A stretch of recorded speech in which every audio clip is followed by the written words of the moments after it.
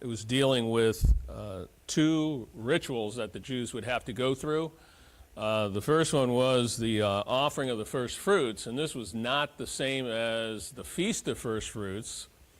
Feast of First Fruits was on the 16th of Nisan, and right after Passover, and that was an annual first fruits of the barley harvest.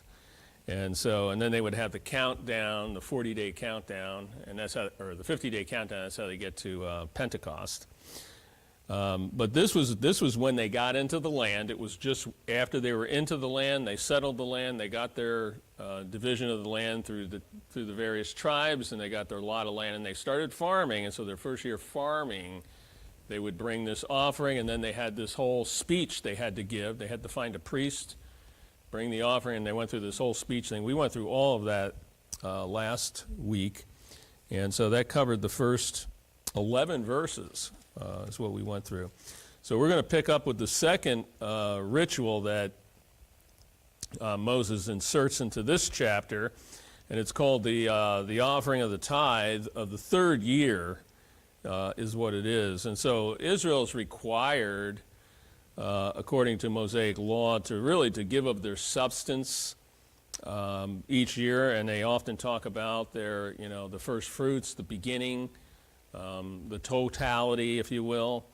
And there's a lot of different requirements that the Jewish people actually had. So I listed, I don't know if I have it on your sheet, but they had the weekly Sabbath, and in the temple they would have special offerings that they would do right at the beginning of Sabbath and at the end. And then every month, when they saw the new moon, they knew a new month was starting, and they had a whole celebration. They had sacrifices and offerings that they had to bring for that.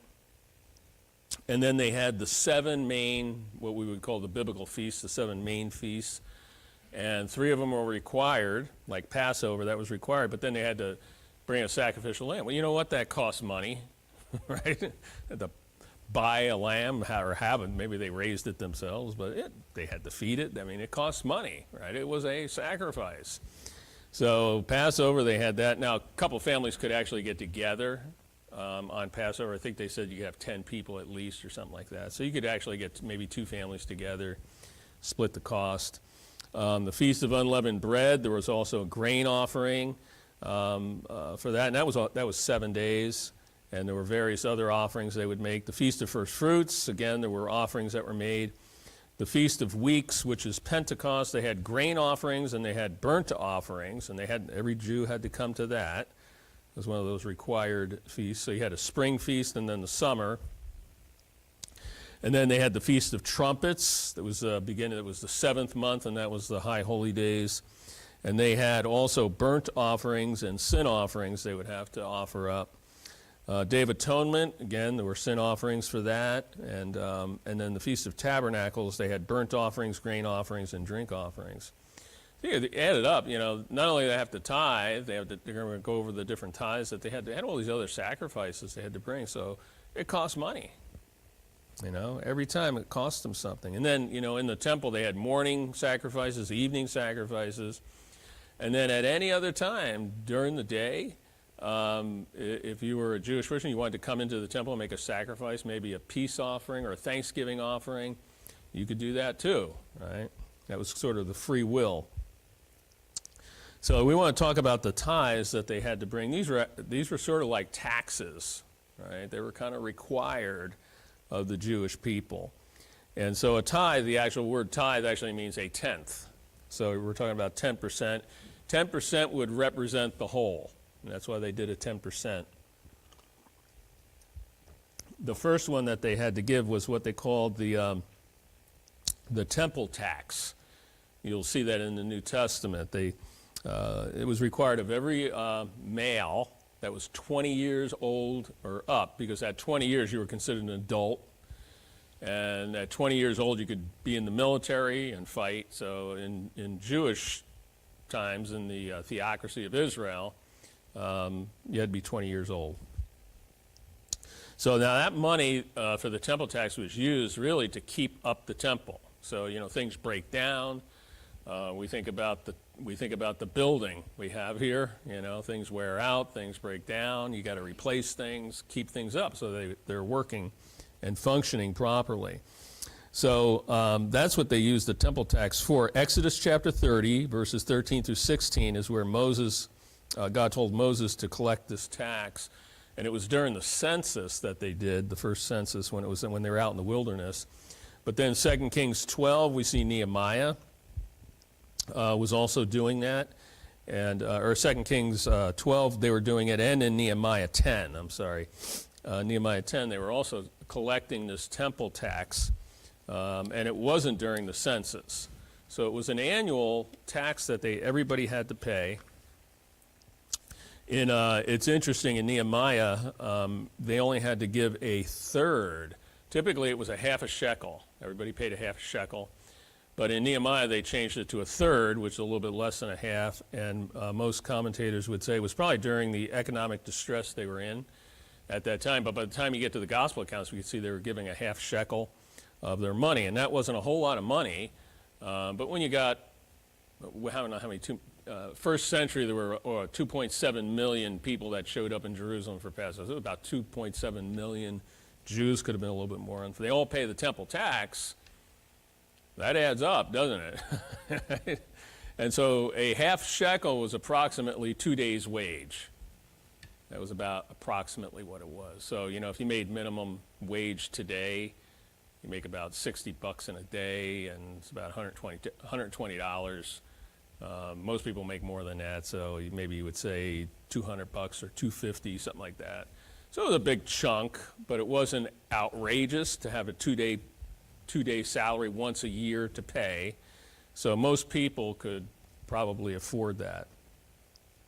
They usually collected the tax at one of the main holidays. So they didn't say you had to do it during Passover but you can come at any one of those because you had to come for those 3 holidays. So they called it the time. So at that time, they could collect their temple tax from the Jewish people. And so that money would be directly given to the temple, and the priests and the Levites would oversee that money, and it would be given to the people who did maintenance. The workers, which were probably Levites. They were in charge of all that. So it wasn't used to support them. It was actually used to fix things. So it's like our maintenance fund in our budget, right? Which keeps growing each year because we got more maintenance to do all the time, right? Like a lawnmower. And that was a whopper this last year to fix that thing. But anyway, that's what they used it for. Then the second tax they had was called the Levitical priesthood tax. So this is another one. Everybody had to pay this, and it was a tithe on their income, right? So whatever the main income was, that was 10% of that. So temple tax, half shekel, 2 days' pay. Levitical priesthood tax, that's 10%.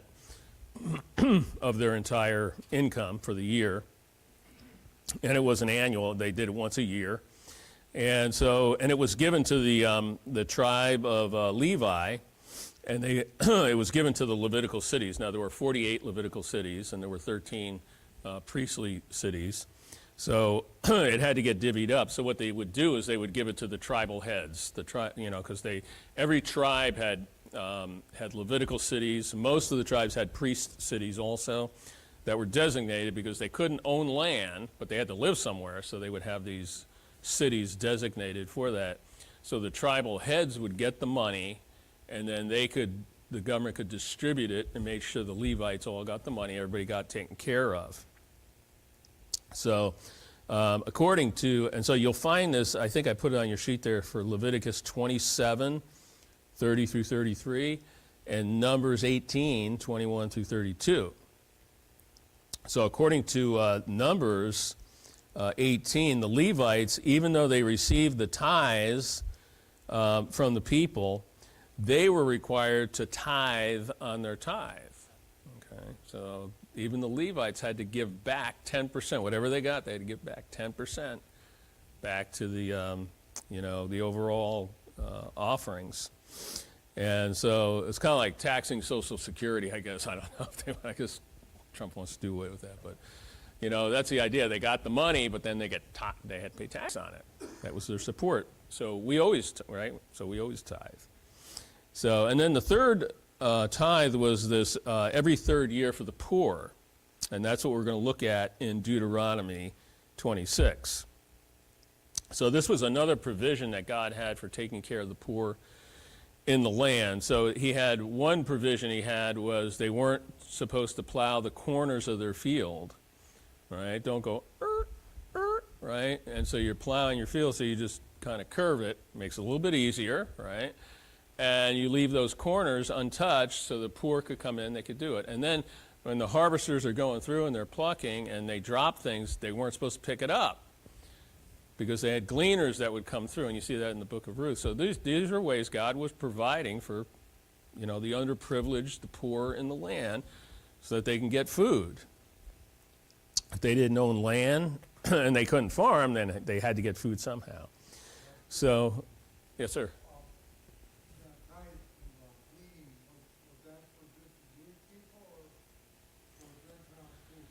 I'm not sure on that.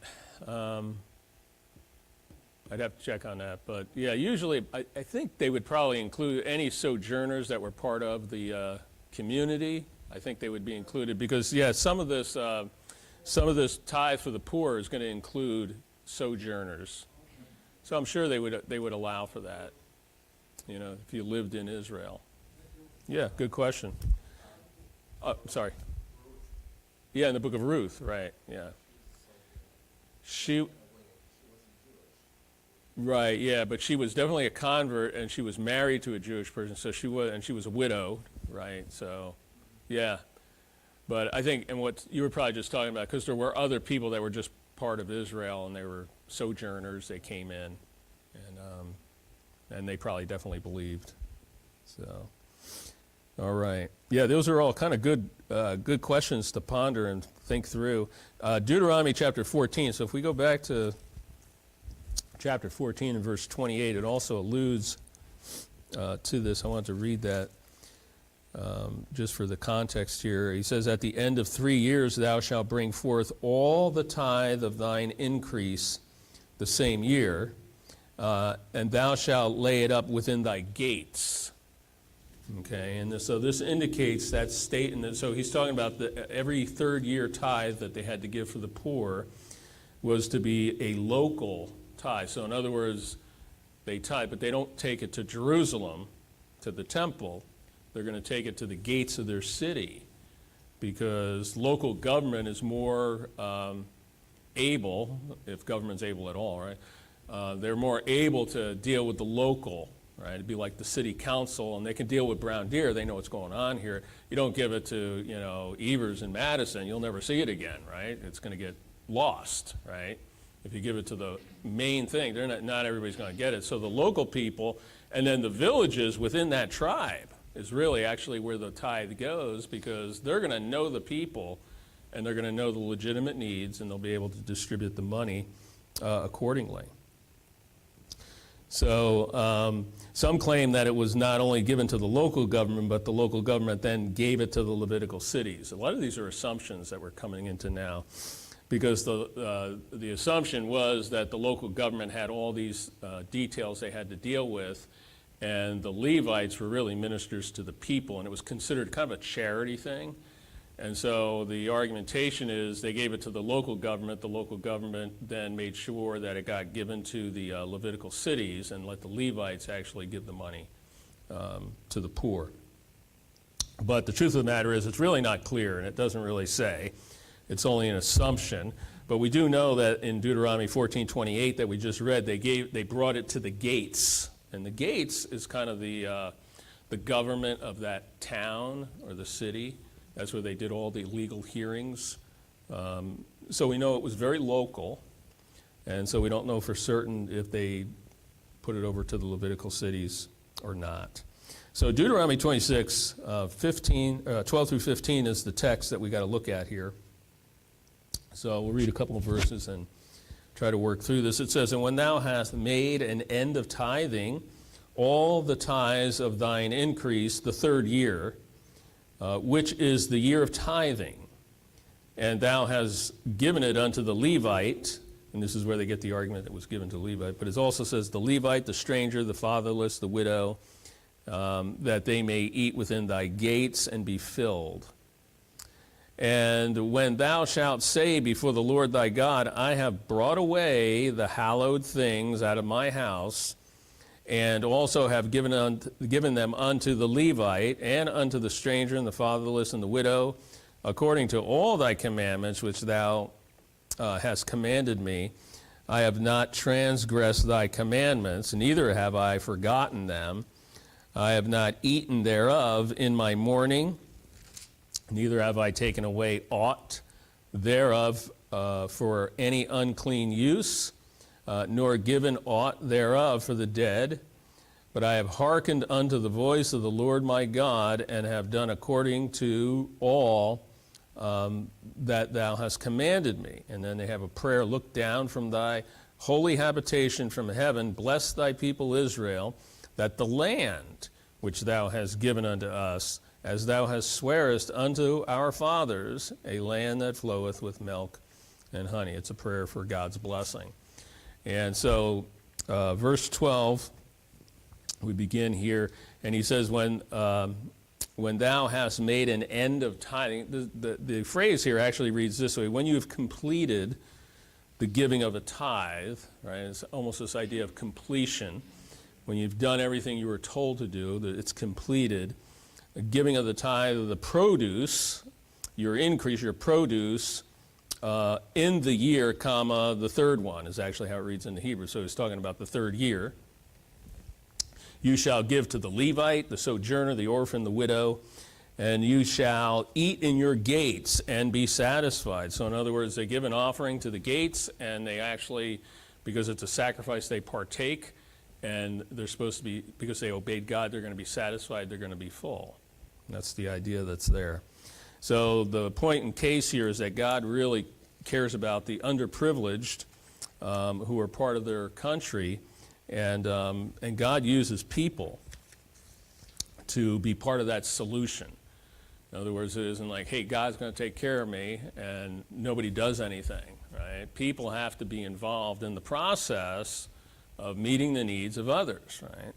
So, and we see that in the local church. It happens all the time. Verse 13, we see this, again, it says, when thou shalt say before the Lord thy God, right? Now, it's interesting because the distribution was not made to the temple. The distribution of this was actually made to the gates of the city. And because of that, he says, when thou shalt say before the Lord your God, the implication is that somebody had to go down to the central sanctuary, because when they say before the Lord thy God, you would think it was the place in which the Lord dwells. Okay? So, and where's the place that the Lord dwelleth? And it would be at the tabernacle, or later the temple. And wherever that was designated, wherever they had that. The temple obviously was in Jerusalem. But they would make this declaration. An alternate view is they didn't go to the temple and they just did this in their house before the Lord. But the language that they use when they say before the Lord your God is very similar to the language that's always used when they go to the temple to worship before the Lord your God. So you have these two opposite views. And I lean toward a representative went down to the temple just because of the language that's being used. I think there's more of an argument for that. So who would that be? Who would actually do this? Every single person? Or is it somebody that would represent that city or the village? And so we would say it would be either a clan member who's over the tribe, or it could have been one of the elders of the city. I think much more likely, if they received it, one of the elders of the city would then go to the temple at some point and would make this proclamation that they've done everything that God had commanded them, and said, hey, we're in obedience. And so they may have even said, we're from village so-and-so, or whatever tribe and so-and-so, and they would make this confession to show, hey, we are actually obedient to what God had said about this third year tithe. So verse 14 has some negatives. It's interesting. God always has positives and negatives, and I always like positives. I try to stay positive, but you can't get away with thou shalt not. I mean, we got 10 commandments, a whole lot of thou shalt nots, right? And I think they calculated in the Mosaic Law, wasn't there? I think there was wasn't it 365 positive and 245 negatives? It was something like that. I forget the breakdown of it, but it added up to 613. But we all like the positive because that feels good. We don't like the negative sometimes. But such is life. Thou shalt not do 85 and a 45 speed limit. It's for safety purposes and other things, right? So we got to have negatives. If you didn't have speed limit, we're doing 85, right? And that could be pretty dangerous. Yeah. You talk about positives, negatives, and 650. In the past, have you broken it down by government, civil, and laws? Well, some people do, yeah. And there is that understanding, but I think it's important to remember that in the Jewish mindset and the Jewish law, it was all one law. And we call that the unity of the law, right? And this is where James says, if you obey all the law, yet offended in one point, you're guilty of all. Because the Jews didn't really separate it. We do. We go, moral, civil, ceremonial. And I understand for teaching that helps us think through that. But it's not very accurate because you violate the moral law and sometimes you broke civil law at the same time, and sometimes even ceremonial law you broke when you do one sense because they're all kind of intertwined. So you break moral law, there's the death sentence, that becomes a civil violation, right? Does that make sense? Yes. Okay. But what I'm getting at here Yeah. is in our spiritual walk, although we're not justified by the law, which Mm-hmm. we have warnings and examples in Scripture for us. Psalm 19 talks about following them or serving is good for them. There's also warning in there. Mm-hmm. Right. Yeah. Is there a verse that comes to mind that delineates between the two? In other words, the moral would apply to us. Like in Colossians, it talks about that no one act as your judge regarding food or drink or respect the festival or new moon or Sabbath. But that it's more than that. We're not. Yeah. Well, and I think, so the Mosaic law was really, it was a rule of life that they were under, and it really operated everything that they did in Jewish life was the Mosaic law. And so when Paul states we're no longer under the law, we're longer under the law as a rule of life, we're under grace. So we don't really need law. But that doesn't mean everything in the law is wrong, and it doesn't mean that everything in the law, you can't do it either. And that's what, in the Colossians, they had Jewish people that got saved that were still doing the new moon and Shabbat and going to the temple. And he wasn't saying you can't do that, but he said, but don't hold anyone in respect of, I think, isn't that the verse you just quoted? Yeah, right. Right. It's 2:16. Yeah, right. And so, in other words, it's not shame on you, you're not observing Shabbat. But if you want to do Shabbat, you can.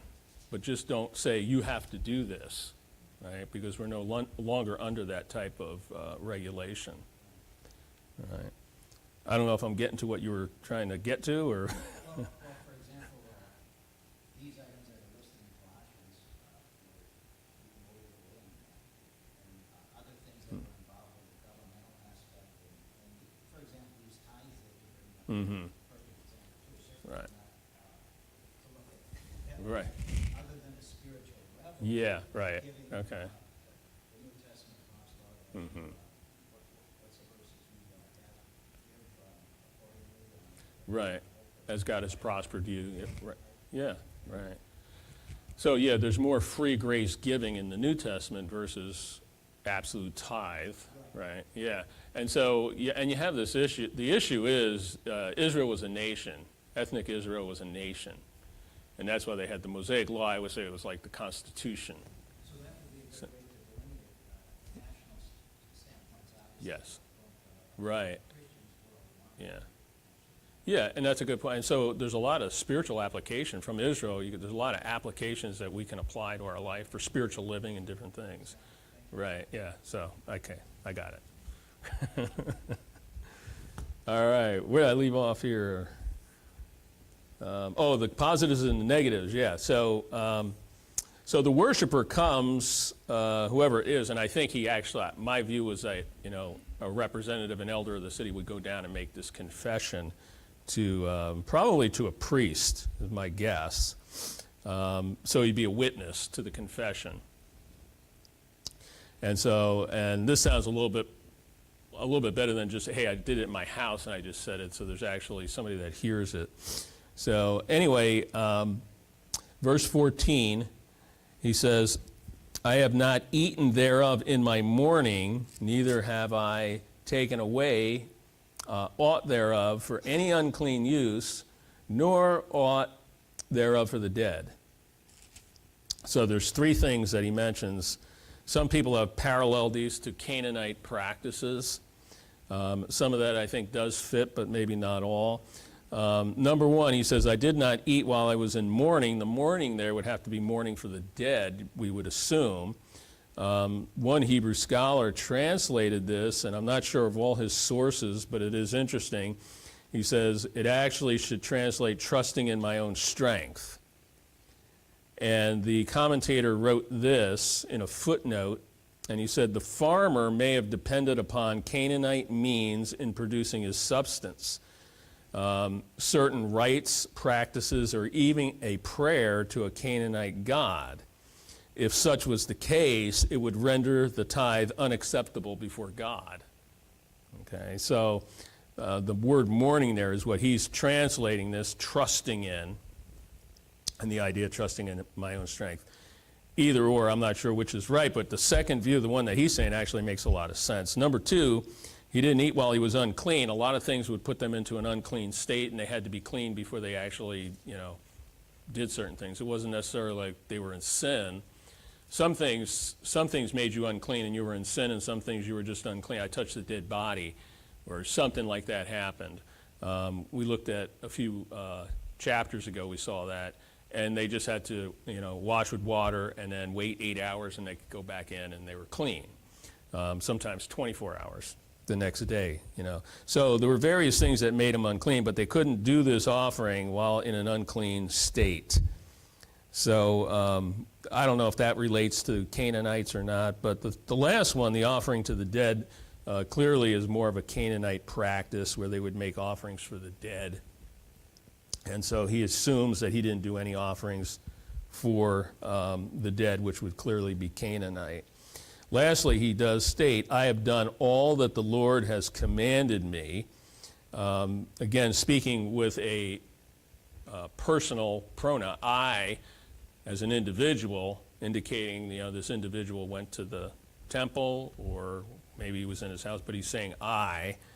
And you can see that in verse 14. Be the latter half of that. I have hearkened unto the voice of the Lord my God, and have done according to all that thou hast commanded me. So that's part of this confession that he makes. And verse 15 is the prayer. The prayer is that God would look down from his holy habitation from heaven and bless the people of Israel. Why? Because he's done what God told him to do, right? We've done everything that God said in the giving of this tithe to the poor of the land. And so, and he asked for a blessing upon this great land that God's giving to them, the land that flows with milk and honey, this idea of prosperity, and a land that produces, is very full, the land of milk and honey.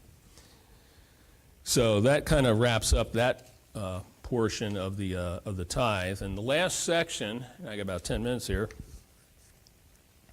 is kind of the conclusion of this whole big section that we went through that started in chapter 4 and has gone, this is Moses' third sermon that he preaches, and he's bringing it to a conclusion here from chapter 4 through chapter 26. And we call this a declaration of commitment. And so we have the Caesarean vassal documents, treaties that they make, and the Mosaic Law, if you remember back, is actually written in the very exact same format as what they have found in the ancient Near East of these vassal Caesarean contracts, where the Caesarean, the leader, the king, or if you will, he would make certain proclamations, and you would have to pay tribute, and you would have to submit to him, but in return, he would protect you. If somebody came in, these were actually good treaties to make, right? Because you're part of his realm, if you will. So if another tribal group came in and they were going to attack you, and they start to, well, then you're part of his group, so he's going to have to jump up and come and help you, right? Give you protection. So these weren't necessarily negative. These were actually usually a lot of times positive relationships that they would have. So they had a lot of these conditional stipulations, we would call them, tied into these treaties. You're responsible to do this, this, this, and this. I will do this, this, and this, and then they would agree on this treaty. And it seems like the book of Deuteronomy is kind of formatted in some of the same way as these ancient Near Eastern treaties. So we're dealing with second-generation Jews. All the first generation have died in the wilderness, and now they're coming in, and so Moses is driving this across to them, and he's calling for commitment. They need to be committed to what was done back at Sinai when they made this original commitment. Some call it a renewal of commitment, but Moses is really each functioning kind of like the mediator, if you will. He is the mediator of this Old Testament, and he's preaching these sermons, trying to get them geared up and get ready to go into the land. So Moses is the mediator of the Old Testament, and Jesus is the mediator of the New Testament. But it's between Israel and Yahweh, okay? And there's going to be this agreement, and they will be his people, and he will be their God, okay? And that's kind of the layout of this whole thing. Verse 16 and 17, we need to look at here. He said, this day the Lord thy God hath commanded thee to do these statutes and judgments. Thou shalt therefore keep and do them with all thine heart and with all thy soul. Thou hast avouched the Lord this day to be thy God. Okay, and this agreement that they're making, this is what they're saying. And to walk in his ways, and to keep the statutes and his commandments and his judgments, and to hearken unto his voice. And so they are commanded to obey, and he just gives this list of statutes and judgments and commandments and precepts and all these various things. Basically, everything that Moses has said and reiterated in Deuteronomy, not to exclude what was said at Sinai, because that was also what Moses said, and that was the original agreement. And so Moses only takes a handful of the things from Sinai and reiterates them. Probably the most important things they needed to know is what he reiterates to the second generation. And he says, you shall keep them, and that's the word shamar. You need to guard these laws, and then you need to do these laws, and you need to do them with all your heart and with all your soul. And it has the idea that with passion, with everything in my being, I will follow God, right?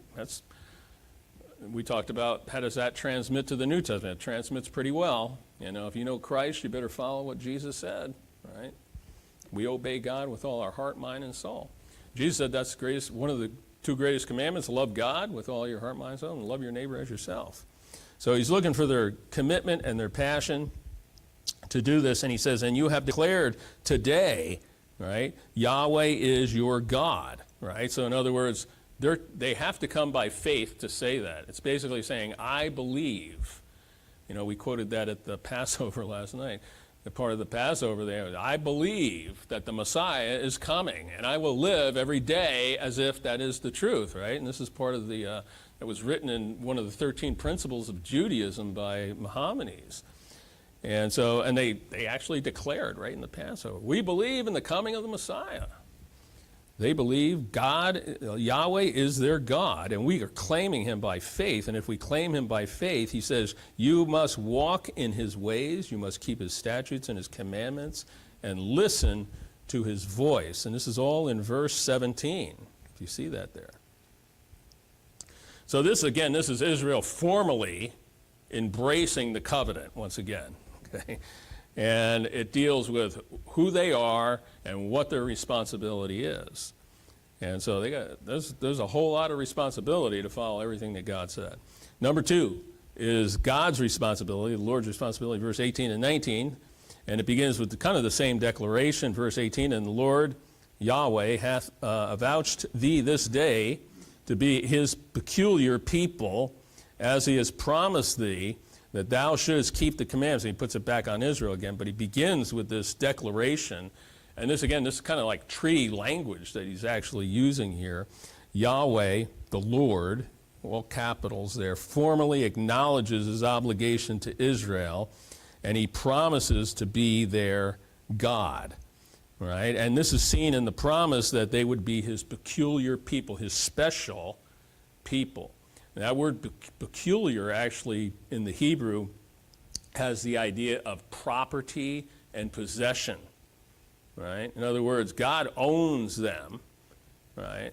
It's kind of similar, like, Paul said, we are not of our own, right? A lot of people say, I'll do whatever I want to do, right? I'll do whatever I want to do. Ain't nobody telling me what to do, right? You ever hear people say that? And sometimes when you get mad and you're in rebellion, that's exactly what you say, right? Like, ain't nobody telling me what to do, Wait a minute. Paul says, you're not of your own. You don't just do whatever you want. You've been bought with a price, and you're under what? The ownership of God. In other words, you're part of that special possession that God has. You're a peculiar people, right? That would be in King James language, okay? God owns you, right? So that's the parallel. And so if they are his people, he must be their God, right? There's a relationship between the two. And so he reiterates to Israel all the responsibilities to obey and to keep all the commandments. He puts it back on them again. Then verse 19, the last verse here, and to make thee high above all nations. This is what God's going to do. I will make you above all nations, which he hath made, in praise, in name, in honor, that thou mayest be a holy people unto the Lord thy God, as he hath spoken. And so God puts them, because he owns them, he puts them into a special status, if you will, above all the nations of the world. It's not that he doesn't like the other nations, it's just that they have a different status. They're going to be the nation that Messiah will come through. They're going to be the nation that he will give divine revelation to. They will write the Bible. So they got a special status, right? The Irish didn't get it, and the Brazilians didn't get it, kind of glory didn't go to them, but it was Israel, that nation. That was the chosen nation of God. So he says they're going to receive praise, which could actually mean song also. And then a name, and the name has to do with really a great name, a fame, right, or a favorable name of Israel. And, a lot of Jewish people change their Jewish names because they're afraid. Right? Case in point, my dad, he changed it to Evert. His name was Lowenstein, So, but, he changed it because of why? World War II and the anti-Semitism, and they thought Hitler was going to win, and then all the Jews panicked. But when you get into the kingdom, everybody's going to say, hey, I'd like to have a Jewish name. Right now they want to get rid of it. Later they're going to be like, hey, I want to get my Jewish name back, So that's pretty a good thing, right? So he's going to give them praise, he's going to give them a name, and he's going to give them honor, right? And Jewish people will receive honor in that light. And you will be a consecrated people, a holy people to the Lord your God, as he has spoken. Okay. So, and I got a quote here just at the end. Jack Deere was a Dallas seminary professor of Old Testament. He kind of went into heresy and he had to leave, got fired, and all this other crazy stuff. But some of the stuff he wrote was really good. But he said, through disobedience and rebellion, generation after generation of Israelites forfeited their right to be an exalted nation. Isaiah wrote that Israel's rebellion would not continue forever. All right, there's going to be a point And they're still in rebellion today, but there's going to be a point where they repent. And we'll call that national regeneration. So he says, Isaiah wrote that Israel's rebellion would not continue forever, but the Lord would raise up a generation of faithful Israelites in the future who will enjoy God's grace in a golden age. And that age is commonly called the millennium, or the millennial kingdom, or the messianic kingdom, right? So he's talking about at the end of the tribulation, Israel repents, and they become that faithful Israelite generation, right, that will inherit the kingdom, the things that God had promised for so long.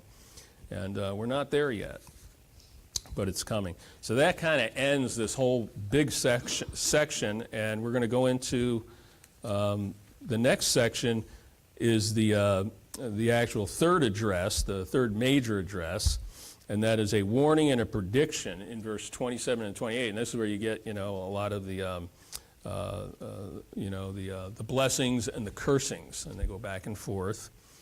And then in chapter 29 and 30, we're going to see exhortations to faithfulness and the land covenant. And then the last closing section, chapter 31 through 34, is this transition from Moses to Joshua as he begins to pass off the leadership to Joshua.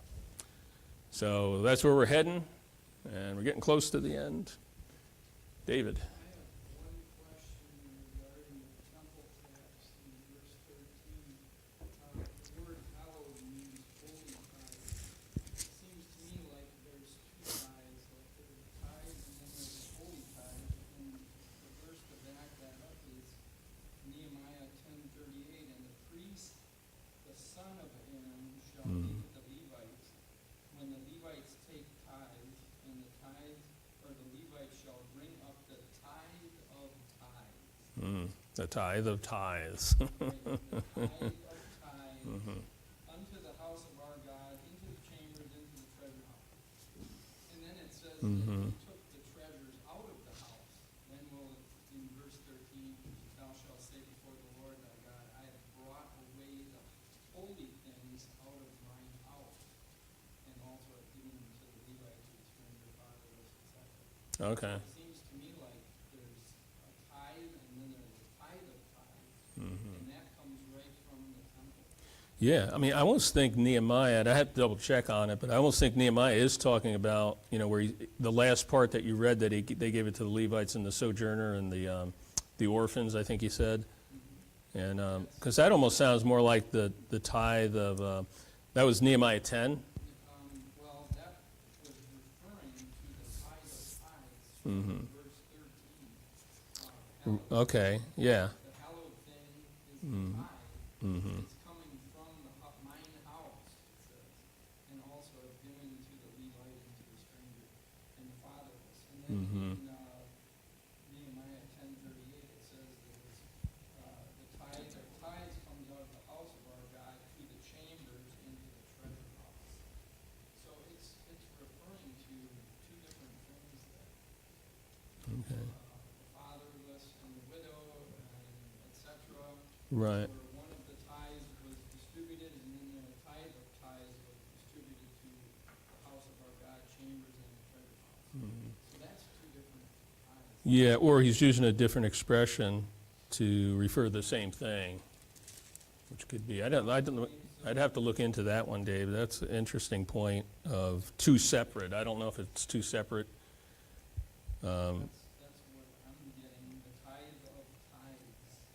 Verse 38 in Nehemiah. Anyways, The tithe of tithes, right, yeah. The priest, the son of Aaron, shall be with the Levites when the Levites take tithes. So them taking tithes, that's the Levitical tithe. right, but the priest Right. is the high priest, the son of Aaron. Right, yeah. And they were all Levites, and so the priests and the Levites all got these tithes together. And so the Levites shall bring up the tithe of tithes unto the house of our God and unto the chamber. So, and it could be referring to the fact that what happened was they got tithes, they got paid the tithes in their local communities, but then they were responsible to tithe on that. Remember I said that earlier? They had to make a tithe. So that could be the tithe of tithes. They got the tithes, but then the Levites had to make a tithe. And the priests had to make a tithe. They had to give back 10% to the work of God. Yeah, so, yeah. So that's something Yeah. to look into. And then one of your first comments was about the lawnmower. Cost a lot of money. Yeah. And I gotta say, we've saved the tithe through the years to cover that. Right. Because we haven't done hardly anything more I know. for the first 3 years. So we're just getting whammed with something Right. that needed to be done Mhm. every year that didn't. Right. Yeah. And we've been maintaining it as best as we can Yeah. through the year to get through the Mm-hmm. year. But it just, Right. it all gains up. I know. Yeah, it does. Like the generator. We had the same issue with the generator. A couple of years ago it was the generator, and this year it was the lawnmower, But yeah, that's the way life is, right? Stewards considering. Yeah. No, I understand that. Yeah. Hey, we got to wrap up here. We're really late here. Father, thank you again for your grace, and we're grateful for the teaching of the Word of God and many of the things we're getting out of Deuteronomy. Bless now as we wrap up here and we get ready for the morning service, and we pray in Jesus'